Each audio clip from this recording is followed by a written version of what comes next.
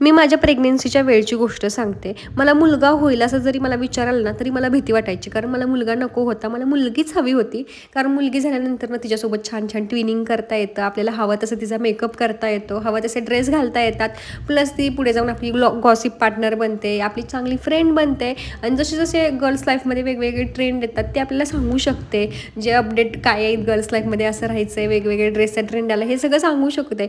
तर जर मुलगा झाला असेल तर ह्या सगळ्या गोष्टी मला त्याच्यासोबत करताच आल्या नाही. आणि मेन म्हणजे माझ्या डोक्यात सगळा हा थॉट यायचा की मुलगा झाल्यानंतर त्याचं लग्न होणार आणि मग तो बायकोच्या बाजूने बोलणार, मग आपल्याला विसरणार. हा मेन थॉट होता. तसं मुली विसरत नाहीत, आपल्या आईबापाला धरतात. त्यामुळं मला मुलगीच हवी होती आणि फायनली अद्याप झाली. आणि जेव्हा मी प्रेग्नेंट होती मला 9 महिन्यात 3दा स्वप्न पडले होते की माझी डिलेव्हरी झाली आहे म्हणून.